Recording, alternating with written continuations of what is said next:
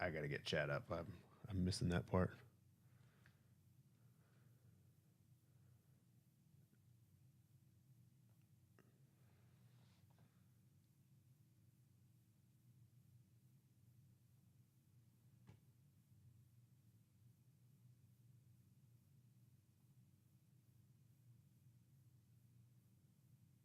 Well, we may not be live on the Bama Standard, but that's okay, I guess.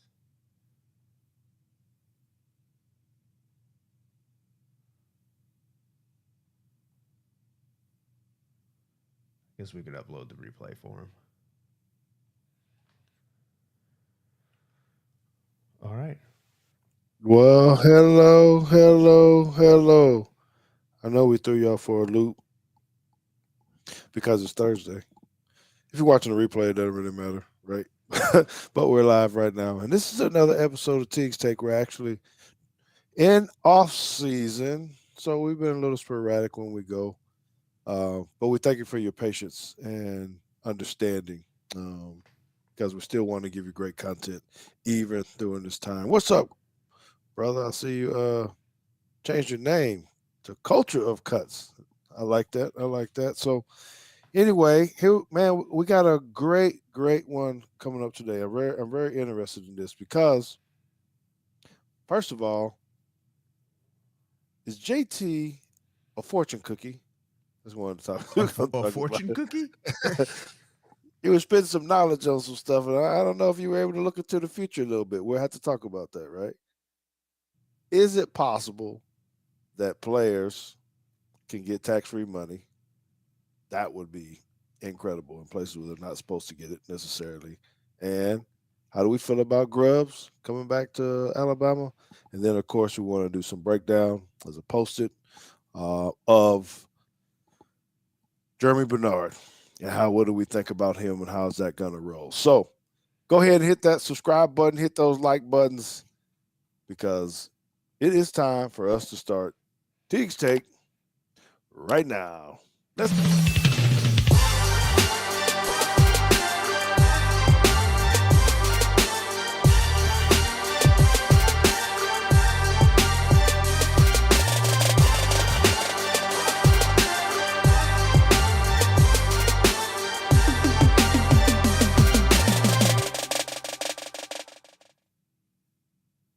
It's a glorious cold day in Dallas, Texas, man. I don't like the cold very well. My Green Bay days are over. I learned how to dress and all that kind of stuff up there, but I haven't been able to do it here. It's cold outside, y'all. So before we get this going, I just want to give you a quick nugget about conflict resolution.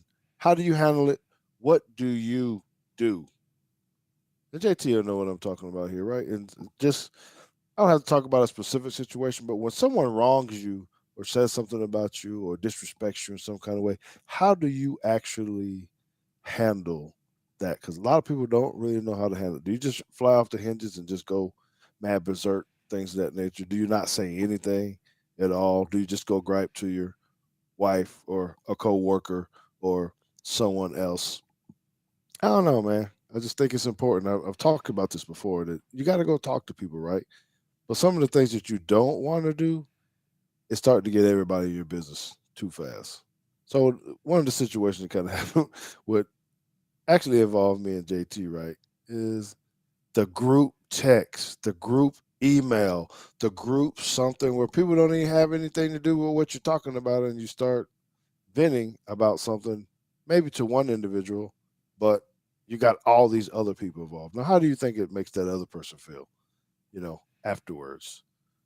Conflict resolution, you got to go talk to the people when they've wronged you. See if you can settle it amongst yourselves. Then, if you don't, then maybe you get another person or two other people involved to try to help you mitigate, um, mediate, whatever the word is, to get to a solution, right?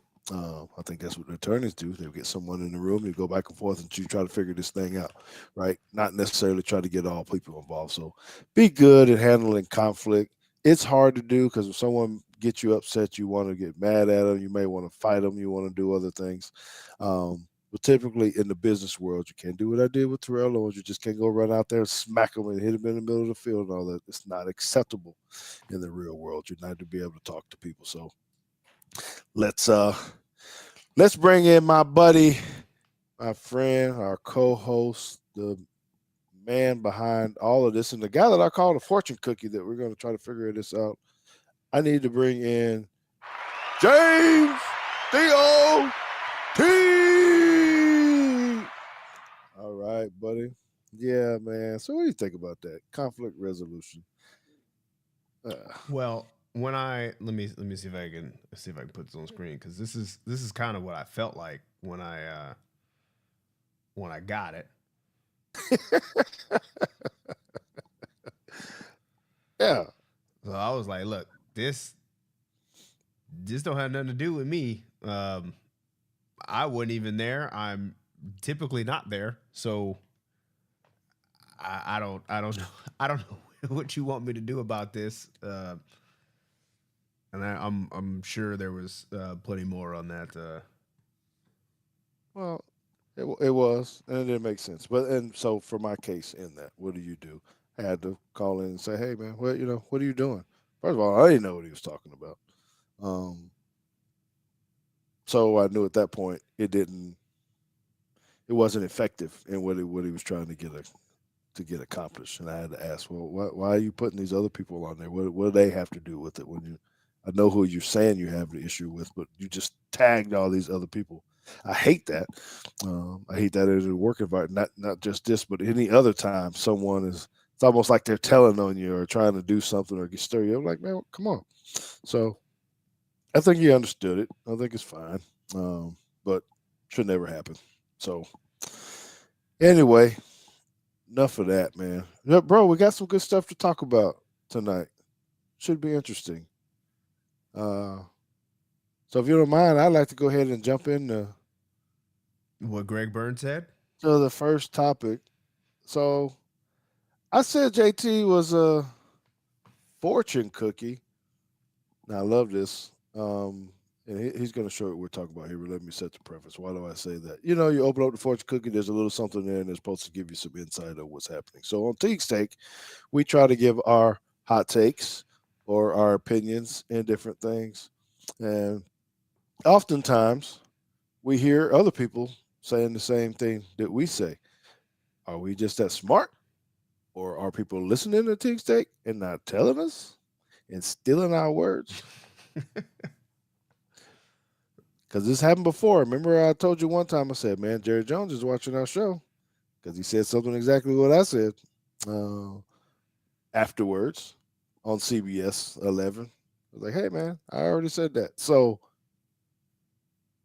JT, Greg Byrne said something on February the 10th, just not too long ago, about when people storm the field. Why don't you let the people hear what he said, then we'll get back to what you said. Point. Keeping people off the fields and the courts is a good thing for everybody involved. If we said that the home team, if they storm the field or the court, they're going to lose that game right then and there, that will stop it. I'm not overly optimistic and understand it's not a popular opinion in a lot of people's view. I'll get criticized for it. That's okay. I do believe in it. All right. So that was 3 days ago.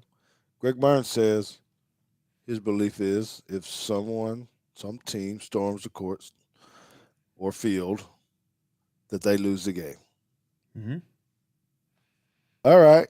So we've got a clip from our show, November 27th, I believe. It was right before, I think it was the day before Thanksgiving. Yes, and we just had, I don't know who stormed the field or which game we were watching, but it was happening too much. Arizona State. Arizona State. Arizona State. Why don't you take a listen to what JT said on Teague's Take? Let me get on my other soapbox, because I have solved how to stop the storming of the field. Not all of them, but most of them. I gotta hear this. New rule: if I'm the czar of college football. New rule: you storm the field early, you lose. Game over. You lose. I don't care what the score is. You lose. The game is canceled because we couldn't finish because there's too many people on the field. Is that profoundness? what is the word that we put with that? Greg Byrne just I don't know. Greg Byrne must be a friend of the show. He must be. I know you and him have communications every now and then, but we do. I think that's pretty good, man. It just goes to show what the type of content that we have when it's not just so off base and all this kind of stuff. And I laughed when you said it then. I laughed when I heard you say it again. All the thing is kind of funny, but it's interesting that you have your statement essentially being made by someone as powerful as Greg Byrne on ESPN 3 days later. Coincidence? I'm going with he heard it because I know he's watching our film too. He's trying to hear what we're saying about his players and breaking down these tapes that we do. So I'm sure he heard you say that. And I'm giving you all the credit. I'm glad he thinks this is a great idea because I think it's a great idea. I think it would stop it immediately. Now, I didn't go as far as he did. I said if you storm the court early, you lose because the game's not over. Yeah, he said at any point. Yeah. So I would have said if it was me. Now maybe because at the end of his clip, which I cut out, but he said if somebody had a better idea to let him know. So, Mr. Byrne, I'm letting you know. Here is the slightly less extreme version, which is also just as unpopular, potentially more unpopular. If there's still time in the game, like I said, it's over. You lose. But if you do it after the game is over, next home game, no fans. No fans.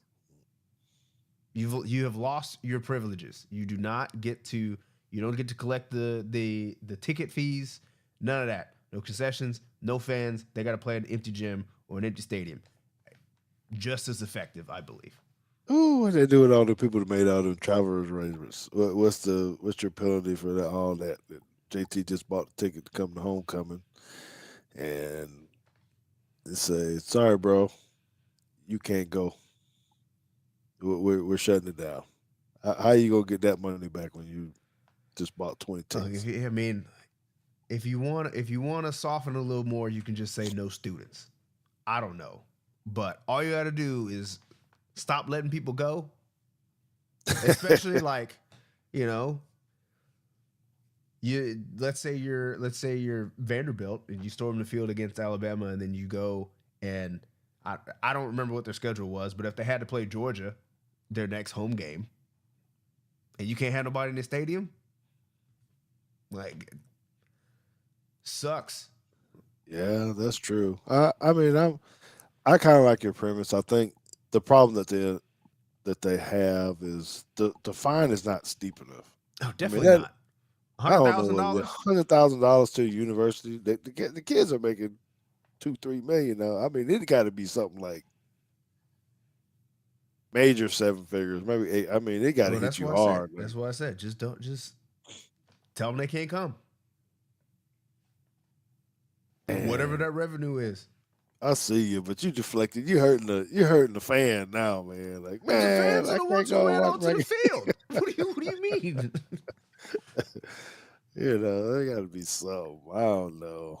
How about because I'm saying because the way Greg's idea that the way he said it versus the way I said it is now if you're storming the court or the field after the game is over, you're hurting the player. Because he didn't say vacate. He said forfeit. Yeah. Somebody's going to mess you up. Some fans are going to. So at least, in mine, I'm saying at least, hey, you get to keep the win. It goes down on the record books, in the standings, all that good stuff. You just got to play in front of an empty crowd the next time. What do you do when you're the losing team, the losing fans, and their fans go jump out on your field? Deliberately. Let's go take over. Oh God. Anyway, yeah, they got to worry about that. I do. I worry about it as a player, former player, because I mean, you remember that it was Georgia and who was it? They beat Georgia when they. I think they had beat Georgia. Someone beat Georgia and they stormed the field because they was talking about Kirby getting mad at the player. Remember, he was cheering and he just got beat by Tennessee or somebody. I don't know who it was. Doesn't matter. Point was, well, my point is that someone's going to get hurt. It's not going to be one of the players. It's going to be one of the players getting nervous or getting scared and actually decking somebody because one of them drunk students has been sneaking all that stuff in their boots and in their clothes and all the other stuff that got drunk and they're jumping the fence and they're getting a little too close or touchy-feely up on somebody. They're going to get hit with a helmet or a shoulder pad or some crazy dude is just going to. Dwight says it was Ole Miss. Okay, thank you. And how this whole thing started was the Arizona State game, and that was really what kind of made me mad. And it wasn't that the people were on the field that made me mad. It was actually the coach. It was actually the head coach that had made me mad about this because there was only 1 second left and all that kind of stuff. But they stormed the field. Arizona State won. Arizona State's the home team, and Arizona State gets off of the field and they're into the locker room. And the refs are like, look, there's still 1 second left. I think they even put 1 second back on the clock. It was like, there's still 1 second left. Y'all got to come back out here and finish this game.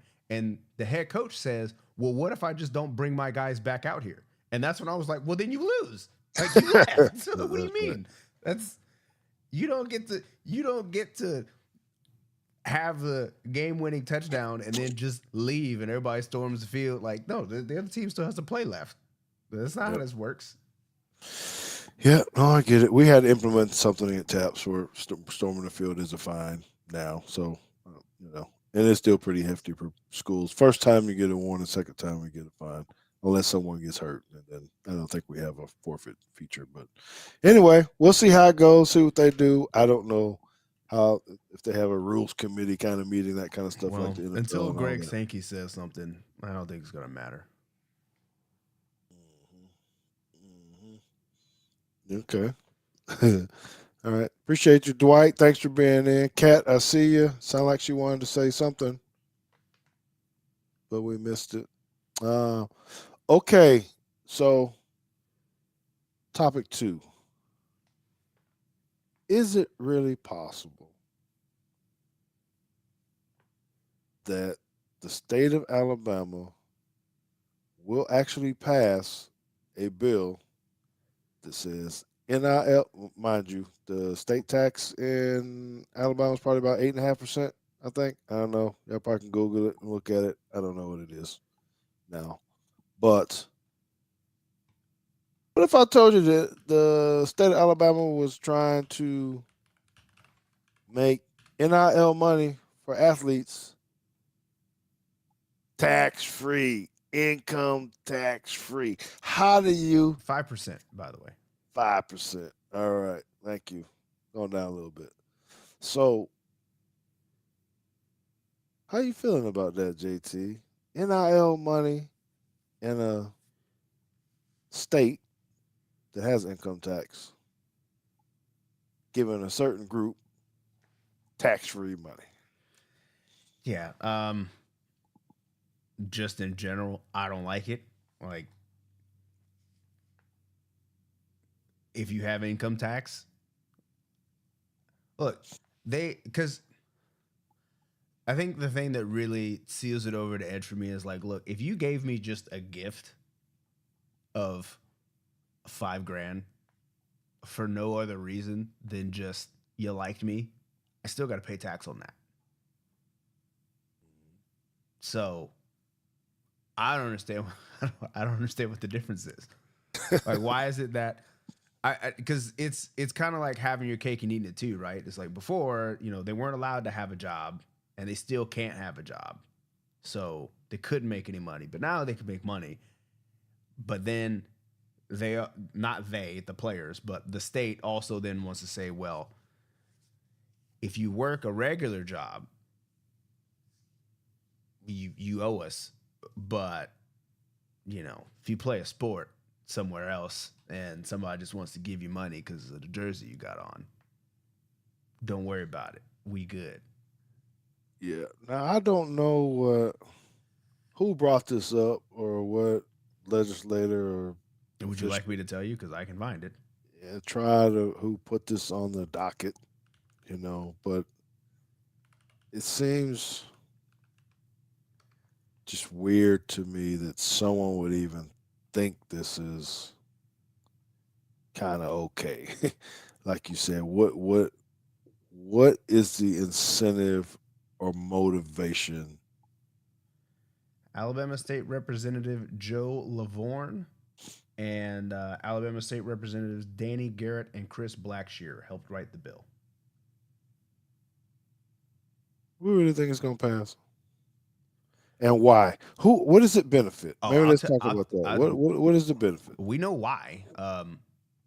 This is definitely to try to get some kind of recruiting advantage, because Florida and Texas already don't have an income tax, and I don't think this is me kind of dipping into the conspiracy. I don't actually think that Florida and Texas are the reason that this is happening. And Tennessee also doesn't have a state income tax.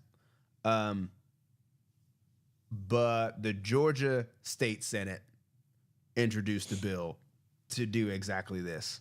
And I think they looked over and was like, okay, hold on now.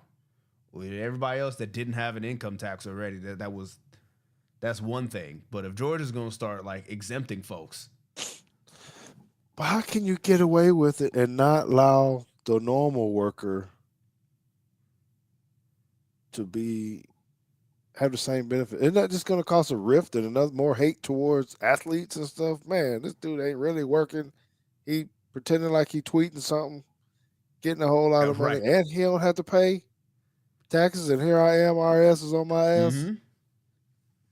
Yeah, and the thing that I want, since not a lot of people know that we're live right now, so we're not on the Bama Standard at the moment, so there are some comments that I do want to go ahead and like address before, because I know we're going to get them, and those comments are going to start with, well, these players, and I just want to say, look, it ain't the players that's doing this. This is for you folks that's living in Alabama. These are the people that you voted into the state legislature.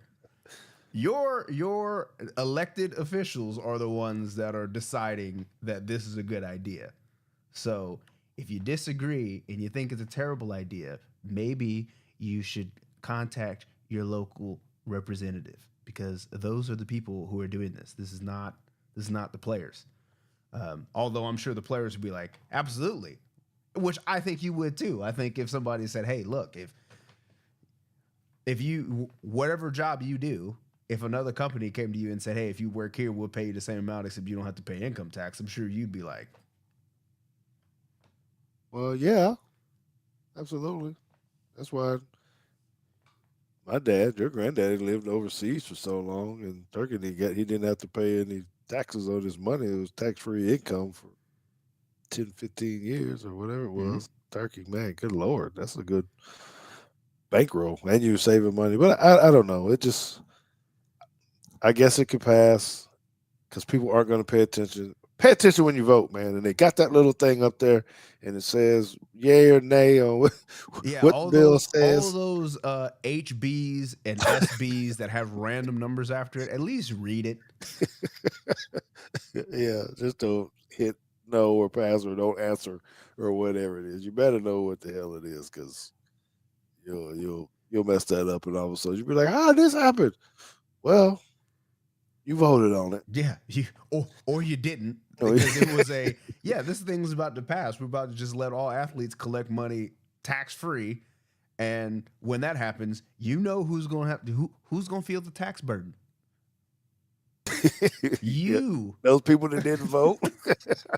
Thank you. That's what the player said. Thank you. Get all the athletes to the state because at the same time, then they're going to raise the tax percentage from 5% to 8%, and you're going to be wondering, well, why are they doing this? It's like, because they're giving away free money now.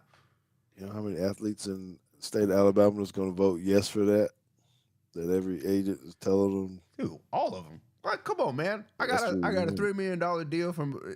I'm Will Riker, and I got $3 million from Walmart, and you telling me I don't have to pay no taxes on it? None. Yeah, Just I know. whatever the federal government is going to take. Hey man, shoot, I like it. I like it. So I don't know. It save you some money. Probably good for the athletes. I just think it's going to cost another riff. And there's already starting to become divide in it a little bit until the NCAA or whoever. Yeah, because well, takes we place. know that Texas and Missouri have already passed bills that make it illegal, I guess, somehow, whatever, for the NCAA to conduct NIL investigations within the state of Missouri and Texas. That's unbelievable. Whatever that means. So, Well, all right. So make sure you guys stay tuned when we're talking about this NIL stuff and all this, and not necessarily about does this pass or not. I guess it could happen here pretty soon. I don't know when it goes up for vote and all this kind of stuff, but I'm not involved in it, obviously, since we're here in Texas. But ooh, one extra thing. That law from Missouri. So just to kind of air out all the quote unquote shadiness that's going around there. The law in Missouri regarding NIL, because in Texas you can't have NIL as a high school player. not yet. You can in Missouri as soon as you sign to play for an in-state school. So if you are a high school player that decides to leave and go to Oklahoma or Texas or wherever, you cannot collect NIL as a high school student. But if you sign a letter of intent to go to Missouri or Missouri S&T or whoever, you can collect NIL while you're in high school. Who the heck is Missouri S&T? Did you just make something up? I did not make that up. What is that? Oh God. But anyway, Missouri ain't giving away that kind of money, man. I don't know. I guess they need to keep their in-state people. But anyway, so I was gonna say we're gonna look for a month down the road. I'm really interested in this. This is really not per se much you guys' business, but y'all remember Mario Morris, who came on the show, the CFO for the NCAA. Buddy of mine, was a roommate of mine, came and gave us a whole lot of insight on that, about it. You need to listen to that episode. If you haven't checked it out, go back and search the episode with Mario Morris. Eventually I'm going to get back him on, but he's coming. He's going to speak to our staff, JT, not football staff, or my coaching staff. You may want to get in on it. He's going to do one morning with us, and he said he was going to come on at first, and then he said, "Hey," he kind of gave me a tease, like, "Why don't we push this back until March? Because I'm anticipating that there's going to be some changes when it comes to the NIL and different things, and might be able to talk about some of the things that might be coming down the pipe." So he piqued my interest pretty good. I have no idea which way that's going to go or if anything's going to happen, but I believe him when he says that they're working on some things to try to make it better, whatever that means. I guess we'll see. So we'll sit tight. Once he gives me the tease, maybe we'll try to have him on the show right after that. Can I add in another topic that I just remembered that we didn't talk about before we get to the film? Yeah, before Grubs or after Grubs? Before Grub, why not? All right, come on, let's do it. What do you think about spring games potentially going away? And this kind of comes from Matt Rule, who is the head coach at Nebraska, saying in an interview, "Hey, probably not going to do a spring game this year." And they said, "Why?" And he said, "Well, I don't see any reason to give other programs an extra look at our players." So he basically said, "Look, we got another transfer window coming up in the summer, right after spring's over with. So instead of having a televised game where everybody can just watch and decide who they want to try to take from our roster, we just we're just not going to do that. Okay. My very first initial thought, let me go with that first, was, see, this is another thing to hurt the fans. That was my first thought. Get to miss out, you don't get to travel, you don't get to go watch your players, you don't get to dream, you don't going to do any of this stuff for it. Because that's, in college football, is kind of an exciting time for most of our schools, I guess. Maybe not everybody, but when you got 90,000 show up for your spring game, that's a pretty big, pretty big deal for it. If you're just saying, well, we're not, because I don't want them to do that. I think it's hurtful in that sense. But I totally understand what he's saying, because I think it's the way NIL is, the way people are recruiting together, however they're doing it, right? These middlemen, calling people, all this kind of stuff. I think it makes it harder for the coach to kind of retain his kids, particularly right after spring when JT they didn't make the depth chart position that they thought they were going to make, or they didn't get enough which is reps. also like 4 months before you actually like put on the pads for real.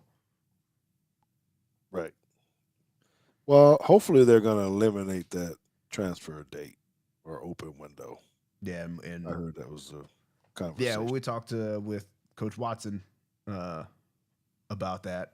Oh yeah, that's right. That hopefully it's more than 5 days or however long it was, because I think that's also a little ridiculous. But having one free agency window is probably the right thing to do. Yeah, but when is the right time? Yeah, see, now that I don't know. Definitely not when bowl games are going on. I don't like that part. Before the national championship, the people are transferring, and other teams can't even really get in it because they're still playing. That's not fair. I think the right time's in the summer after the spring games. Give them 30 days. What is Kenny saying? I see the butt. Yeah, I'm waiting on the rest of it. Oh, okay. Private equity is now allowed to invest 10% in the NFL after getting in bed with gambling apps. I don't know if the NFL can survive it. Private equity is why groceries, healthcare, and housing skyrocketed. Well, I think in general, until people stop watching it, I think the NFL is going to be okay. Yeah. There's a lot of money. They keep expanding. They're going to more overseas. Didn't they just open up another country that I saw? Somebody was supposed to go somewhere. I can't remember who, but somebody's been picked to play in another country. Like, man, there's going to be more games out of the country than in. So they're grabbing money from all over the place. I'm kind of curious how much they sell tickets for when they go over there. That's cheaper, a good or question. is it kind of expensive? Or I don't know. You think it has to be cheaper, a little bit cheaper, right? Because it's like, look, you don't have the people. Like, you're trying to get people in the door, right? It's got to be like ladies' night at the club. Like, you're just trying to get people in. So you just like make it cheap so people can get there and see your product. Oh yeah, I was going to say cheap. So you're saying let all the ladies into the game free? That'll really drive all the guys to the game. Get in before the first quarter, it's free for you. Most of those stadiums are pretty big. It's just weird, man. Playing overseas like that. So I did get a play in Mexico when I was with the Cowboys. Great experience, from that standpoint. But I don't think what most people know, and it did come up in the NFL last year, was the field surfaces are just different. They don't cut it the same way. They don't groom the grass the same way. That's why you see so many guys slipping and doing all those things over there, or the grass tearing up because they're. Well, yeah, I mean, and I don't know if they do it during NFL games, but they do it during soccer games at halftime. They turn the sprinklers on. Like, the field is always wet. Yeah. Intentionally.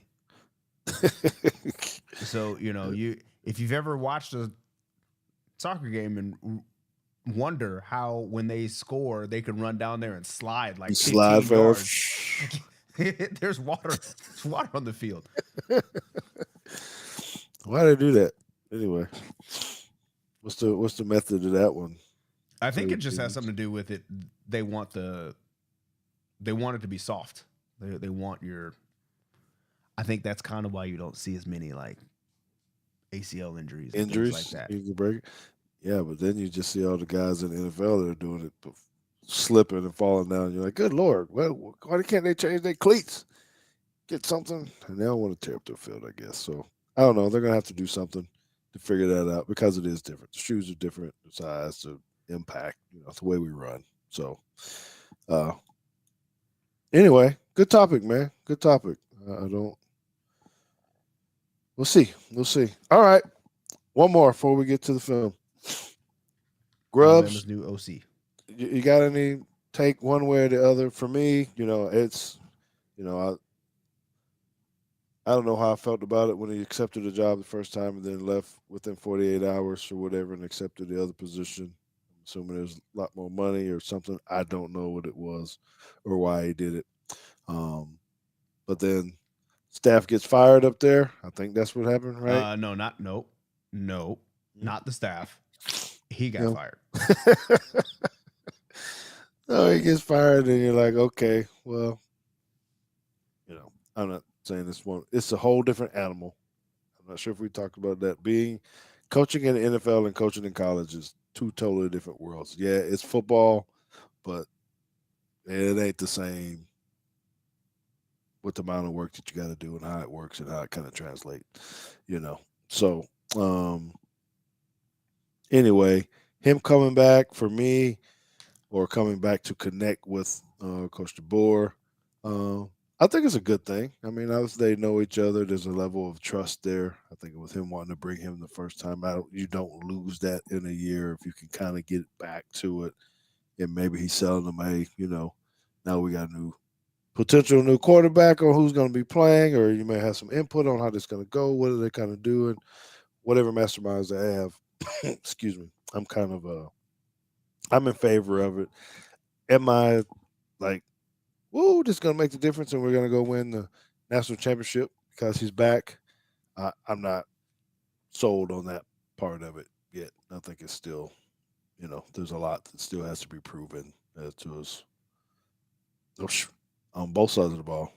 Honestly, offense, what does it look like with a new quarterback, a new signal caller, I guess, perhaps?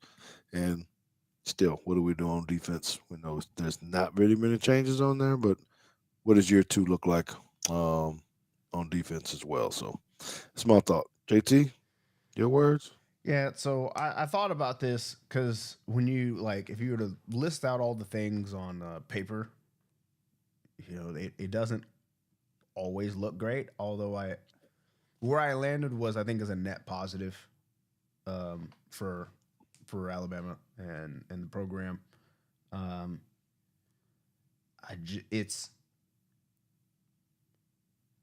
I think there's other context that makes it a net positive because as we had talked about before, we're just saying when you're a new coach and you're coming into a new program, you got to try to get those hires right, and you may not be able to hire the guys you want to hire the first time around. And through time, you got to move people on and try to get in the guys that you actually want there. And I think that's the easiest example of this was the guy that he wanted. He didn't stay. So you had a guy that you were probably comfortable with because he's done it before, but that wasn't your pick that you actually wanted.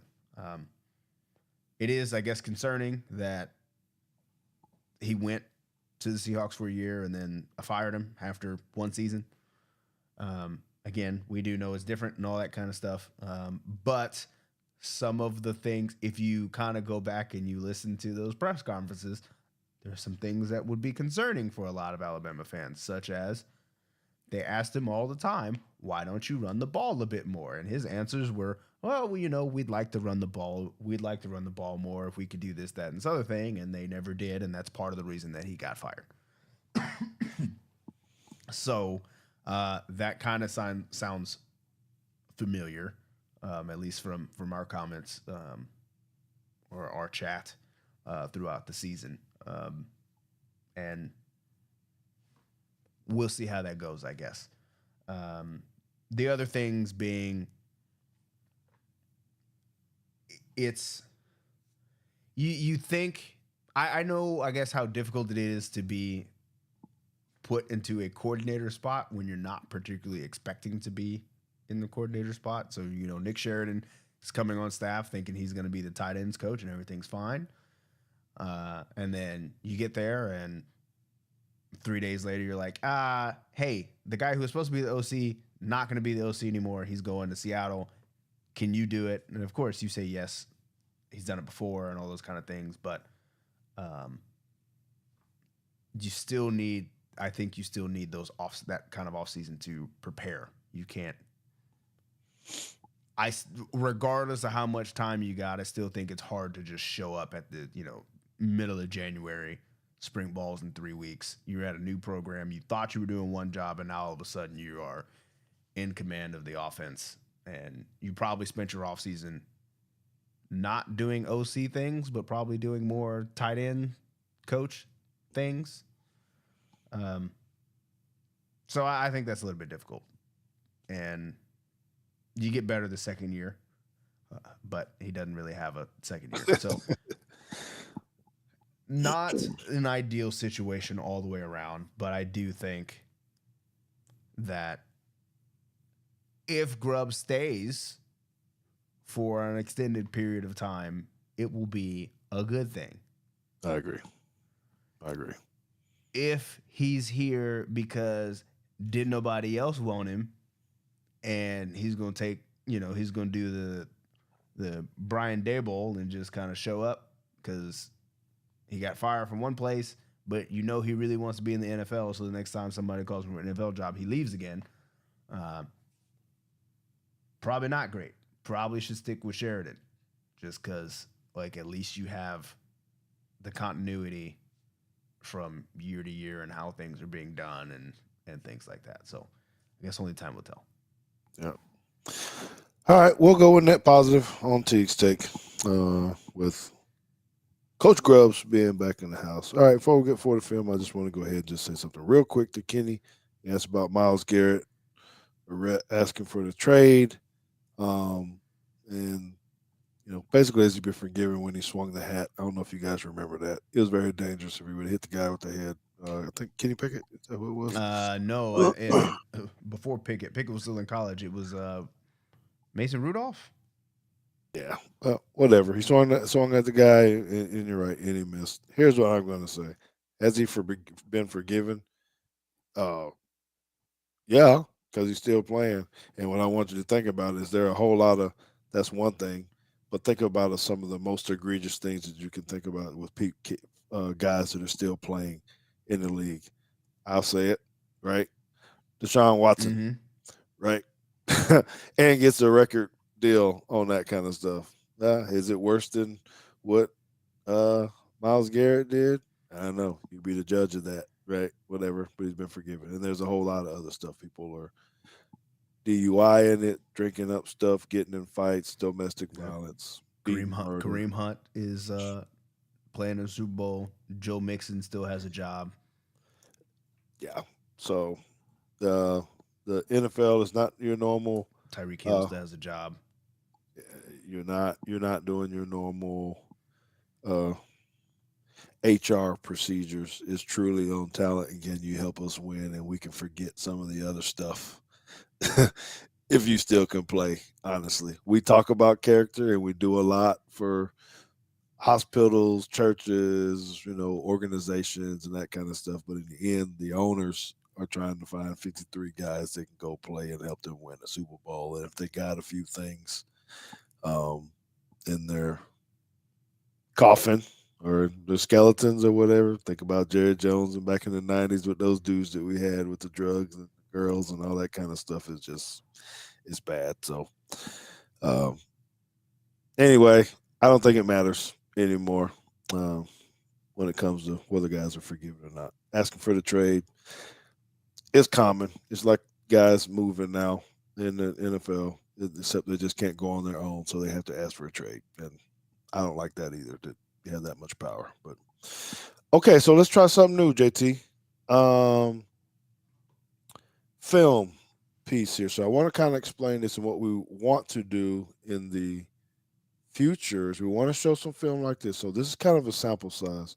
What I think I would like to do, or what we're hoping to be able to do, is again to our sponsors who have helped us get there, Blackfire, right, On Three, and Tide in Texas, allowing us to get film. Now we have a full database of games. So we're working through a breakdown situation here where we can actually have individual film by players, easy, a lot more easily broken down, right? So wouldn't it be cool if we could take one single guy, highlight them, so not just offensive defense, but highlight a single player and kind of give our thoughts on what their strengths and weaknesses are.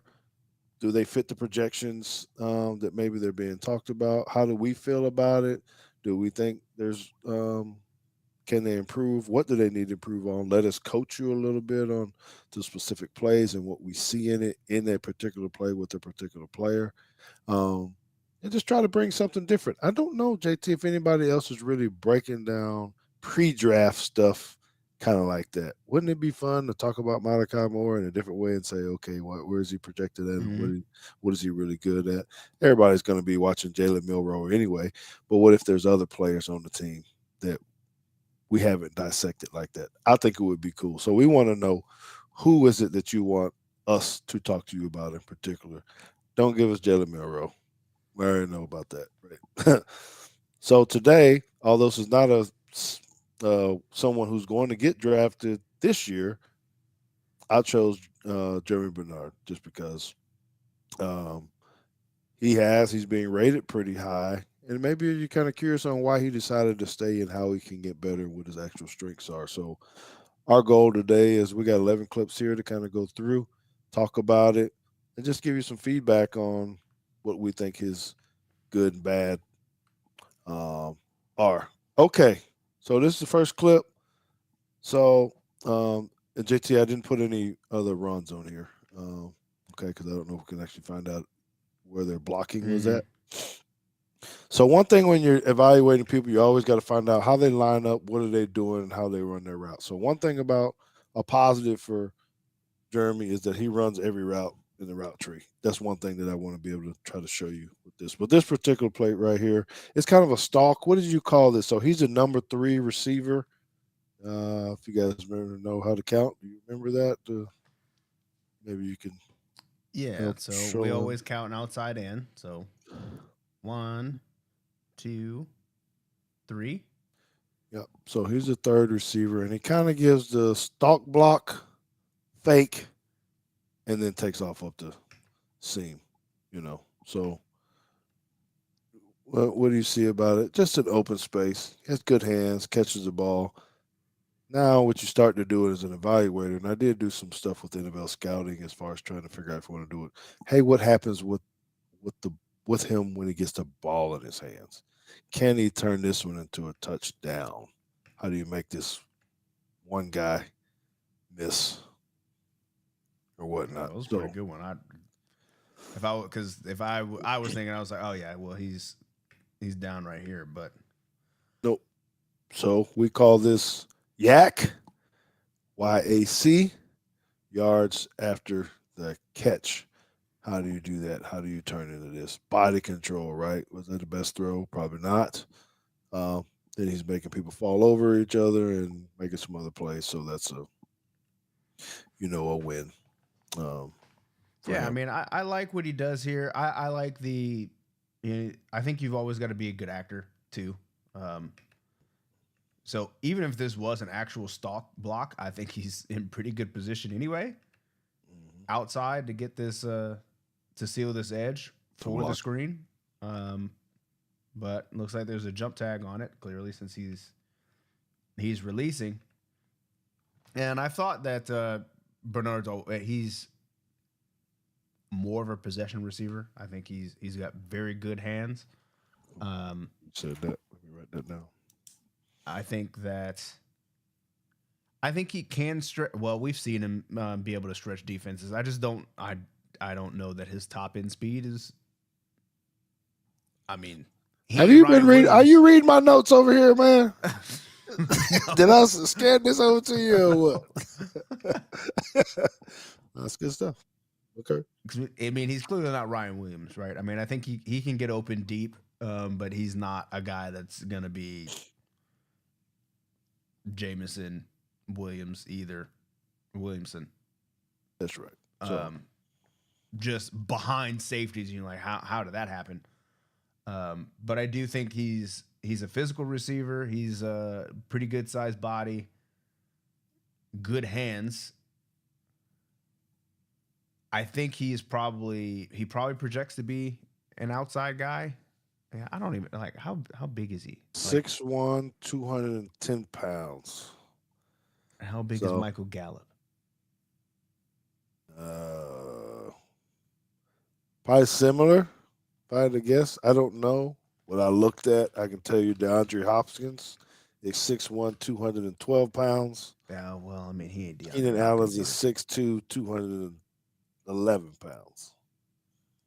So okay, Michael Gallup is 6'1", 198, according to his Wikipedia page. Yes. So, I feel like that's a pretty good comp right there. This is a little bit heavier Michael Gallup. Yep.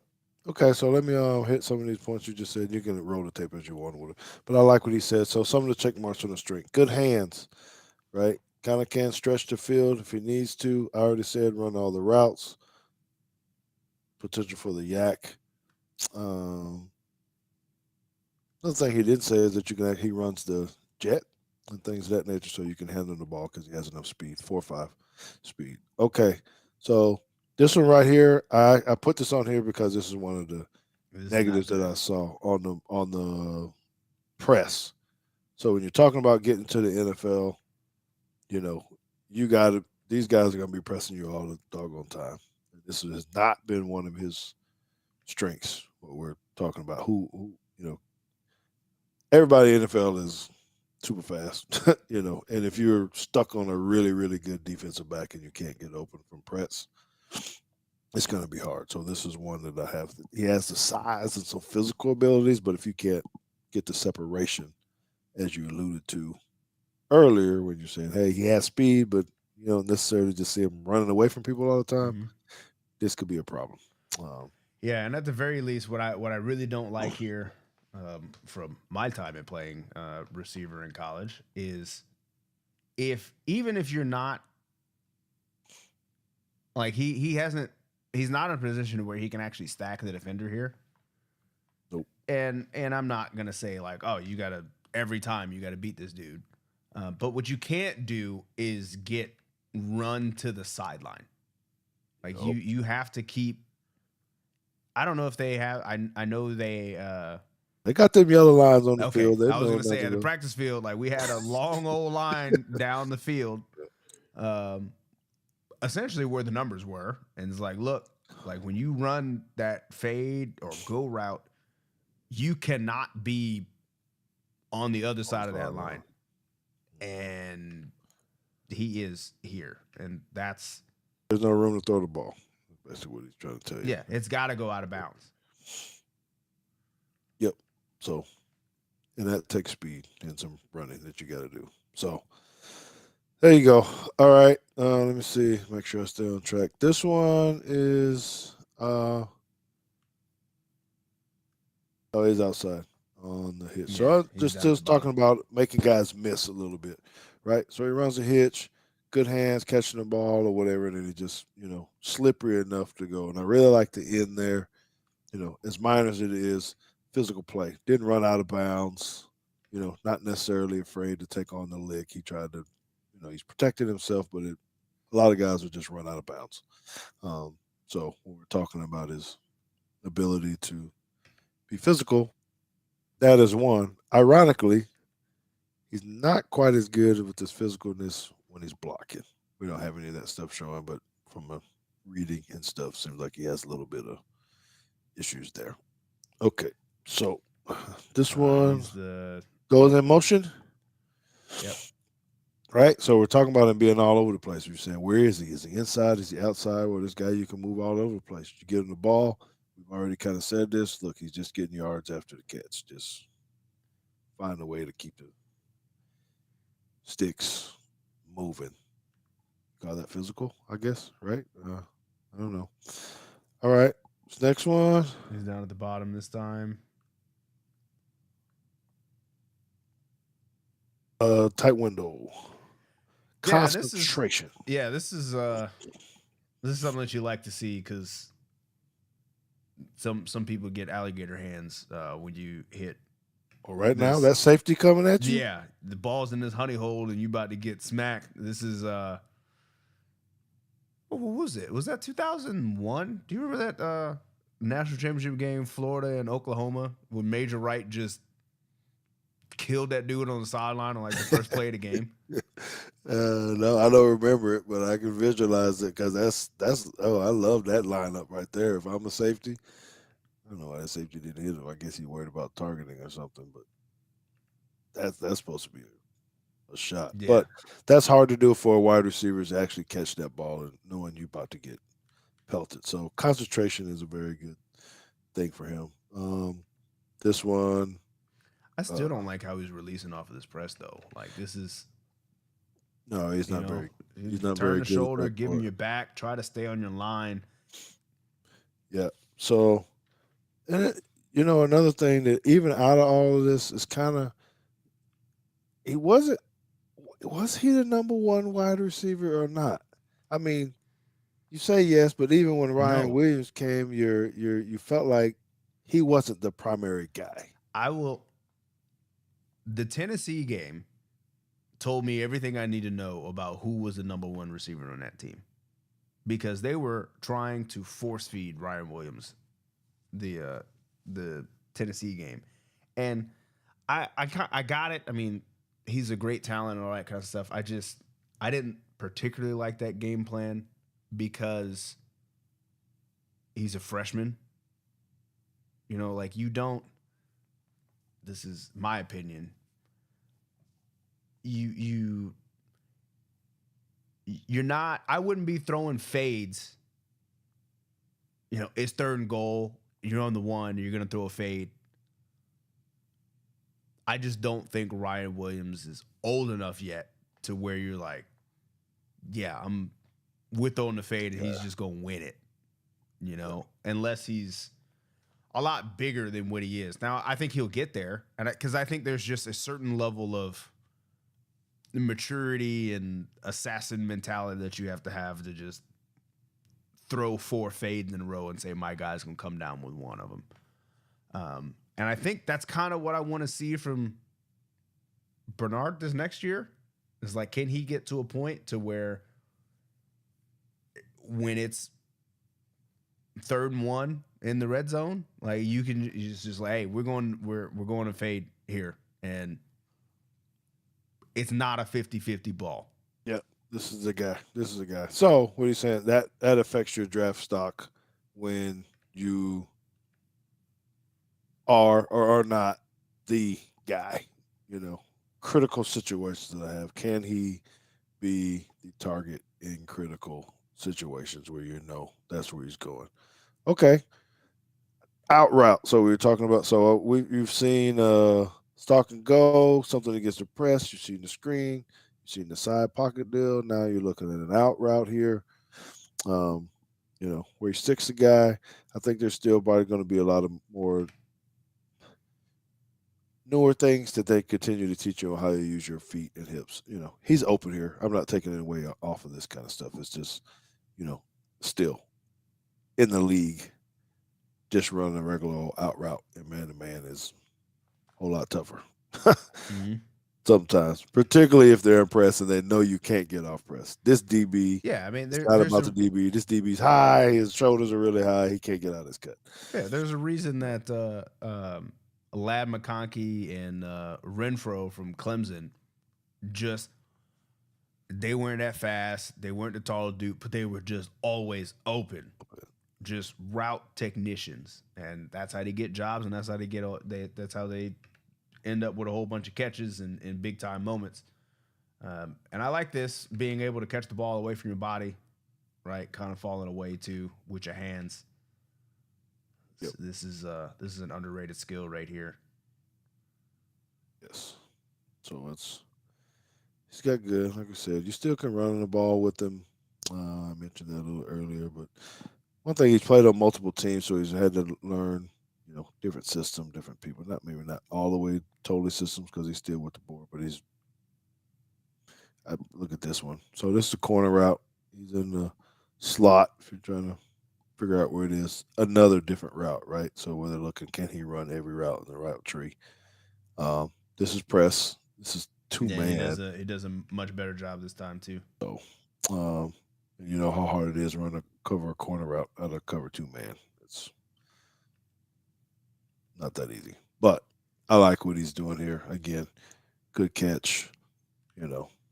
Getting the feet down, getting out of bounds. Good route. He runs well. Runs very, very well. Very well. It just, can he be your home run hitter or not? And how high do you want to draft a guy like? He kind of reminds me of Jalen Tolbert, maybe a little bit for. I was gonna go there too, because I was sure you were gonna ask me like, what round, like what's your round projection, and my thought was, wherever Jalen Tolbert went I think he's is a third the rounder. floor. Was he a third rounder? Maybe I don't know. Let's look. I think he's about a third. So and while he's looking for that, I got him. Right now, Germie probably being the mid to late second round, third round, 88. Maybe blocking a little bit more and actually becoming the dude. I don't know if he can be the dude with the Ryan Williams, but he's got to show that, hey, in critical times, what you just said, it's 3rd and 1. We're in certain part of the field, we're throwing the ball to him. So okay, let's see. I think we got about 4 more plays here, then, right? Yeah. All right, he's in the slots at the top. Oh yeah, this was a good play. Yep, this is the body control, right? Not a perfect pass, but you're stretching the field, as we're saying. You're in between two guys. I mean, that's an athletic deal, leaving your feet, twisting your body in the air, catching the ball with your hands still. This is not an easy thing to do. People diving at your legs. You're not, I think there's some kind of awareness here too, right? Because the ball is high, but I don't think that you actually do this unless you see the safety coming. You mean to go ahead and leave your feet and? Yeah, like I don't think that he tries to catch this ball in the manner that he did without knowing that this safety is trying to kill him. Drilling down on him. Yeah. That's a big time play. That's something that'll get you drafted. Right? All right. So, motion. That was a jet. I know he didn't keep it, but Alabama did handle the ball sometime, let him run it. This one, they, flip it. I guess it's considered a pass. Or I don't know if that was actually a flip or not. But, to get him, try to get the ball in space again. Again, he's falling, making a few people miss. It's not. I don't know. At first, JT was going, okay, well, whose fault is that? In our original time, we were saying, man, I thought that should have been a touchdown. I wasn't blaming him. I was blaming the blockers out in front of him because look at all that. But, he kind of slips. Yeah, and Oots is out here holding. Yeah, so.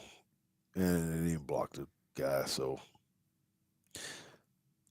There's just so much you can do with them. So you've seen it. You see screens. You've seen these kind of jet stuff. You've seen the side pocket throws, the corner routes. Now what do you get? Dig. Another route. So his defensive back is like, man, what is it? Routes are these guys running? We run all of them from everywhere. He's been number 2 receiver, number 1 receiver, and number 3 receiver by alignment. And not bad, Maybe some people probably be kind of critical on what he's doing at the top, but another hitch What he And then does good coming here back is he to the comes ball. back to the ball. There you go. Comes back to the ball. Catch it with You your know, hands out in front. and- Tuck it away. yep. So simple deal, but it's pretty good. And that's the last one, right? Play on here. So, we've kind of hit some of the highlights. He's sure-handed. Probably needs to improve on whether or not he can be the guy in the most crucial situations. Stretches the field, but not like Byrne. Like you said, you just feel like he's just going to run away from anybody. So I think that kind of takes you out of the realm of first round. I think early, if you're not that dude. He may be making NFL money already. I don't know what they're actually paying him in NIL. Maybe that's his reason to come back because the rookie salaries aren't all that great. So I got him. JT said maybe third round or so. I'm probably middle of the second round right now. Looking forward to him to go there. Again, we gave you some examples of that. He said Michael Gallup. We talked about possession type receivers. Size wise, he's built like a Hopkins, Keenan Allen. Man, who's I feel the other like guy you Keenan said? Allen's a lot taller than 6'1". I said 6'2". He's Still big. low. Keenan Allen, I like to. If you just asked me, I'd be like, oh, he's got to be at least 6'4". 6'4". Well, like Drake London. I don't look that big, but he's like 6'4". Drake 6'5", London, I think. 6'4". I think. I want to look it up. Yeah, don't like to say stuff that's wrong, but I think he's a pretty big. And he's fast. 6'4". Yeah, see, these guys. So when you're talking about, hey, what's the average height and stuff for wide receivers? You can be smaller, but most of them really If you can be small though, you got to be fast. aren't because the DBs, particularly corners, they're getting bigger.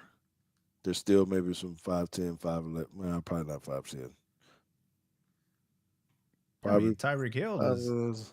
No, I'm talking about defensive backs. Oh, The defensive backs are getting yeah, they're probably all around bigger. 6 foot these days. Yes. So you can't be same size, in my opinion.